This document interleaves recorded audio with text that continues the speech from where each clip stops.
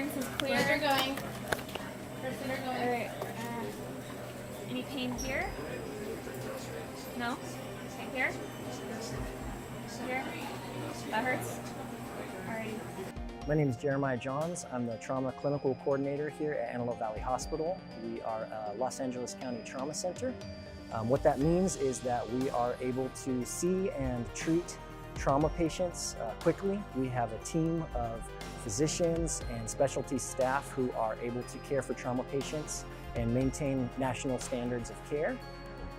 Something about having a trauma center locally that's important is that when a patient is injured, there's something called the golden hour, which is to say that patients need to be treated very quickly to have the best outcomes. So having a trauma center that is accessible to our direct community is very important so that we can make sure that patients have the best outcomes that they can have when they're injured. Okay.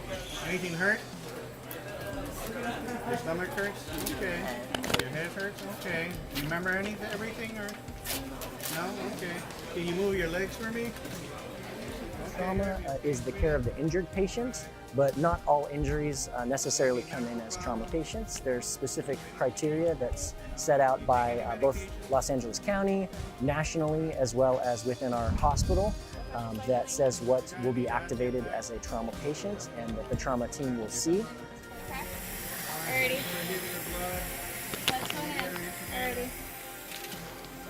As far as the types of patients we get, by and large, we see a lot of motor vehicle accidents. In 2018, we saw over 1,300 patients, and about 60% of those patients were involved in some sort of motor vehicle related incident.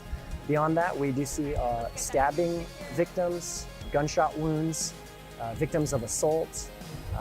We have a lot of falls from heights, even ground level falls with significant head injury, as well as work-related accidents or sports or recreational related accidents. So we kind of see all sorts of different traumatic injuries. We started participating with the Every 15 Minutes program at the invitation of the California Highway Patrol, who runs the program statewide. It's a program that encourages students to not drive under the influence of alcohol specifically. So as far as our part of the program, patients come to us as a mock trauma patient from a crash scene at a local high school. They are having various injuries. Some of them end up paralyzed or even die as a result of their injuries, and it's a simulated event. We bring those patients' family members in to talk to them about the devastating injuries that they've sustained as a result of these incidents. In addition to our participation with the Every 15 Minutes program, we participate with the Last Text program, which is a program to address distracted driving with local high schoolers as well. We also are heavily involved in the Stop the Bleed program, which is a program to teach lay people or non-medical people to intervene if there's life-threatening bleeding. Teaches the basics of bleeding control.